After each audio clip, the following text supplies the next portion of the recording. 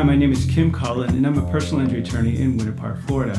We get calls from people all the time who've been involved in dog attacks or dog bites. And one of the first things that we do when we speak to someone about a dog bite case is we do a little investigation to find out who owned the dog and whether or not the person who owned the dog has insurance or access to insurance. If you've watched any of our other videos, you know that one of the most important factors in determining whether or not we can help somebody in a personal injury case is the existence of insurance or assets on the part of the person who is at fault. In most of our cases, our job is to secure compensation for our clients. So if there's no source for us to secure compensation from, then we really aren't able to help our clients. I should also mention that in dog bite cases, even if we find that the owner of the dog has insurance, that doesn't always decide or determine whether we can help somebody, because many homeowners and renters insurance policies exclude certain breeds of dogs from liability coverage. For example, poodles and pit bulls and Rottweilers and Dobermans are frequently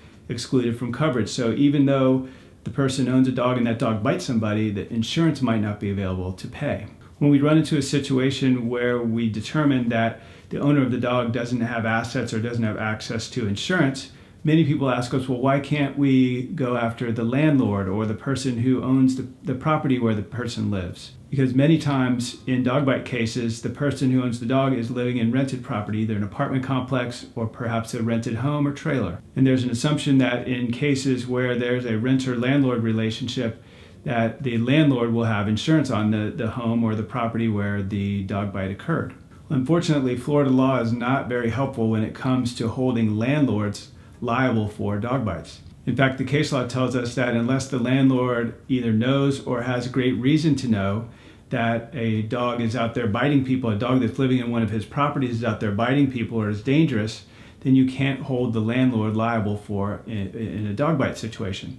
In thinking back over the last 27 years of handling dog bite cases, I can only remember maybe one or two times over all that quarter of a century where we've ever been able to hold a landlord liable in a dog bite case. So depending on the severity or extent of the injury, sometimes it's worthwhile to make the effort to try to hunt down the landlord and see what the landlord's position is regarding a dog bite case. But it's probably useful for anyone watching this video to know that typically that's really a long shot. So if you have any questions regarding a dog bite or dog attack case, please reach out to us. We love to answer questions. All you have to do is shoot me an email at kcullen@cullen-hemphill.com. You can call our office at 407-254-4901, or you can text us at 407-644-4444. In addition, you can visit our website. We have hundreds of web pages full of useful information for people who've been involved in accidents, or you can even watch the hundreds of videos that we have on our YouTube channel.